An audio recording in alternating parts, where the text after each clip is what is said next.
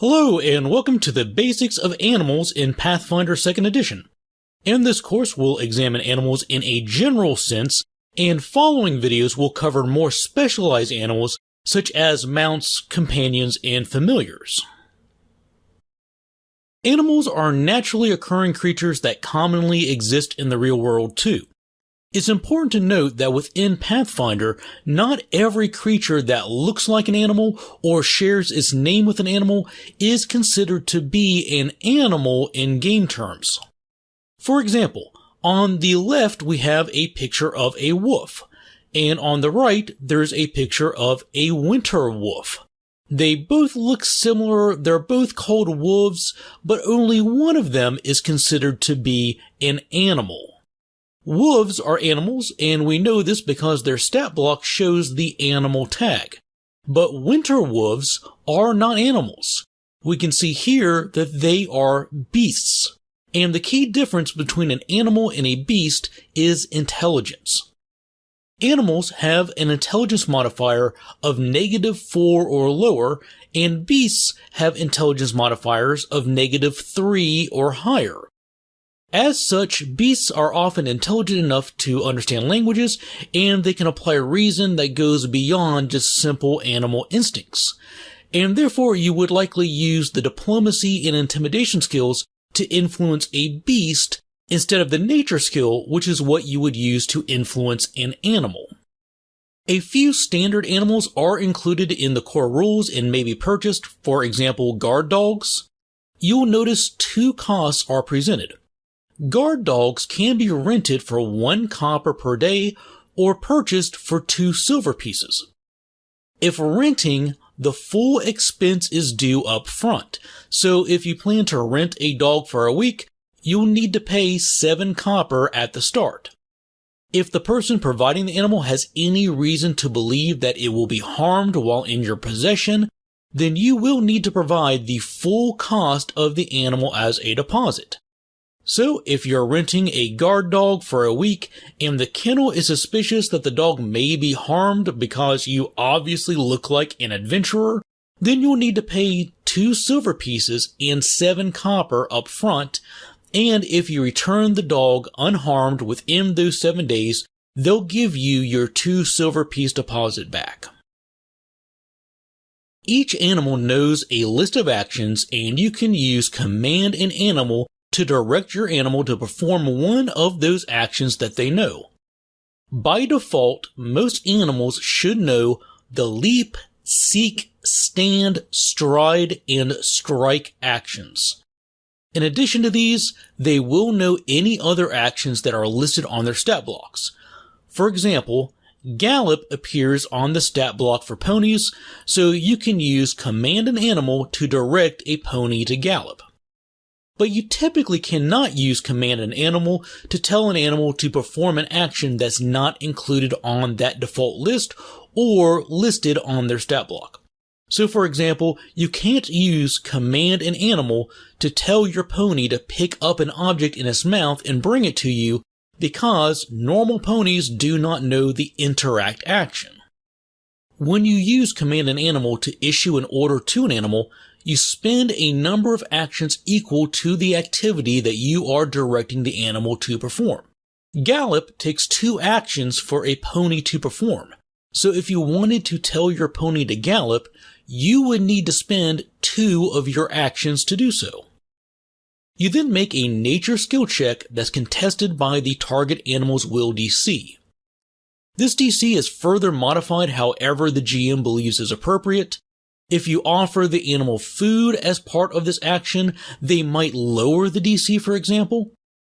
The GM will also modify this DC according to the animal's attitude towards you. Check out our course on influence for more information about attitude, but if the target animal is friendly or helpful towards you, then the GM will likely lower that DC. And if the animal is helpful, then you raise the degree of success by 1 step. Meaning critical failures become normal failures, and normal failures become successes. There is no such thing as a critical success when commanding animals.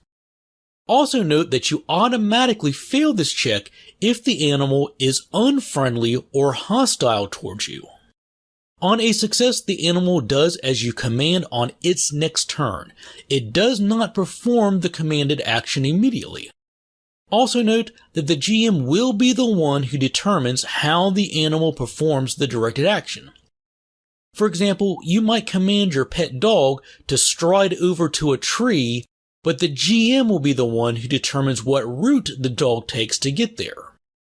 Also note that if multiple people issue commands to an animal in the same round, the GM will determine how that all plays out.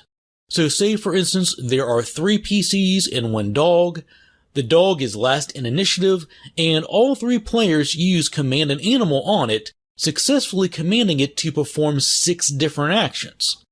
On the dog's turn, it only has 3 actions to spend just like everyone else, and the GM will be the one who determines which of those 6 delivered commands are obeyed.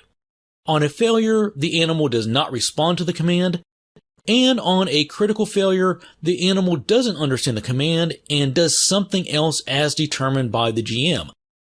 Also be aware that when using command an animal to order an animal to perform multiple basic actions, you do not need to roll your skill check multiple times.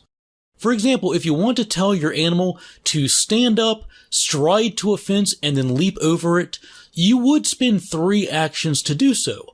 But because stand, stride, and leap are all basic actions, they can sort of be bundled together, and you would only need to roll 1 nature check to cover all 3 of those actions. But again, this can only be done with basic actions.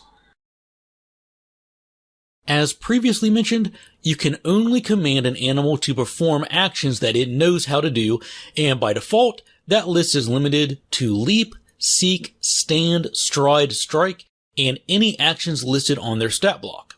Fortunately, there is a way to expand the list of valid commands an animal can perform, and that is by using the train animal feat.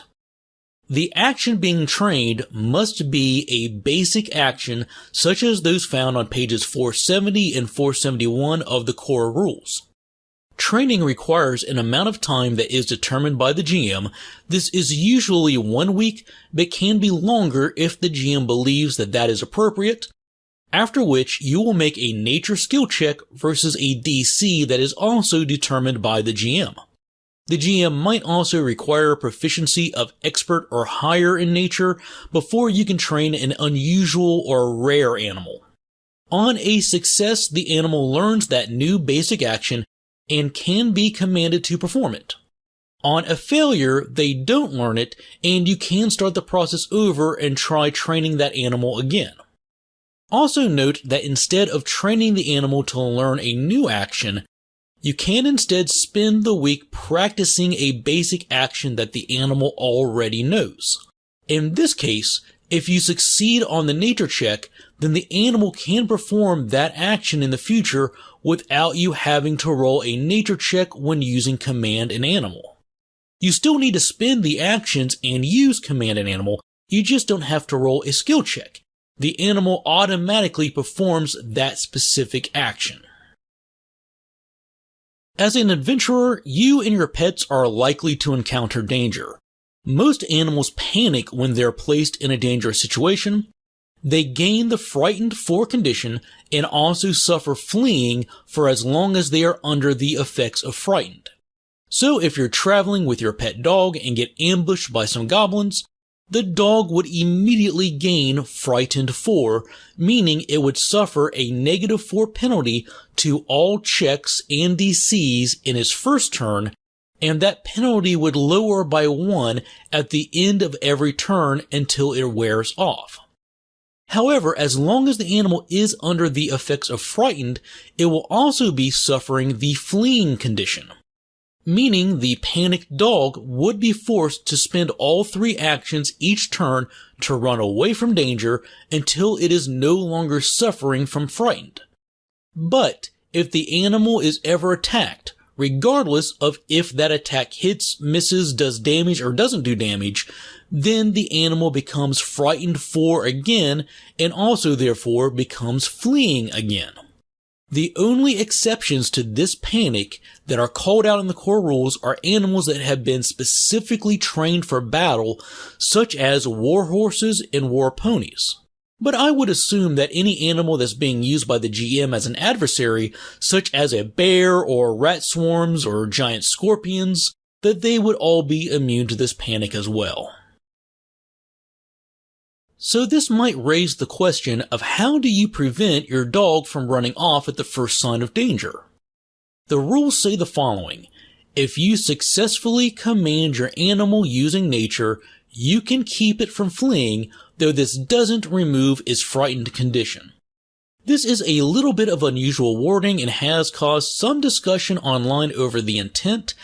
I'm going to provide you how I think it is supposed to work, and just make a mental note here that this is one person's interpretation, and if an official source clarifies this, I will update this video accordingly. I believe the intent is, if you successfully command a frightened animal to do anything, then it loses the fleeing condition for that round. For example, you could spend one action to command the animal to stride 15 feet and stop. On its turn, the animal would do so with its first action and would not spend its remaining 2 actions to run away. However, if that animal is still under the effects of the frightened condition at the start of its next turn, it would begin fleeing again unless you spend another action commanding it to do something else. In this video, we discussed the basics of animals. Future videos will examine specialized animals such as mounts, animal companions, and familiars. If you'd like to see a couple examples on how animals work during gameplay, you can do so by viewing the next video in the series, which is linked in the description and the playlist, and should also be linked in the upper right portion of your screen as well. Animals are naturally occurring creatures and should not be confused with beasts. Animals have intelligence modifiers of -4 and lower, and beasts have intelligence modifiers of -3 and higher. Many common animals may be purchased or rented. When renting an animal, the character will be expected to pay a deposit equal to the purchase price of the animal if there is any concern that the animal will be harmed while in the player's possession. Animals are controlled by the GM and act during their turn in initiative, but players may issue orders to an animal by using Command an Animal.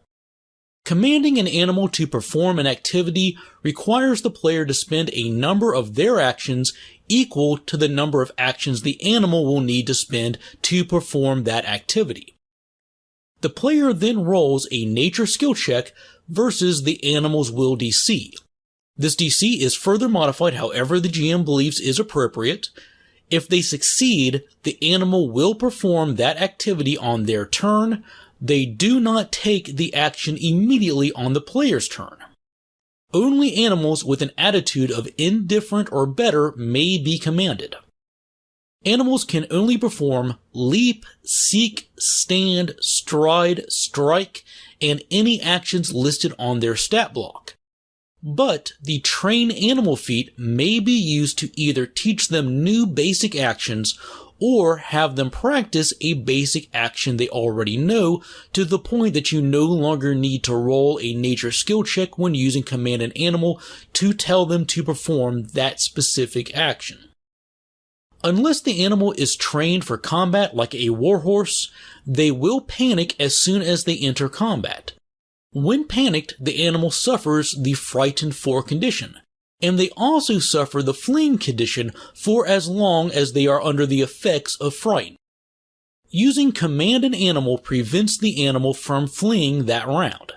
If the animal is still frightened at the start of its next turn, it gains the fleeing condition again.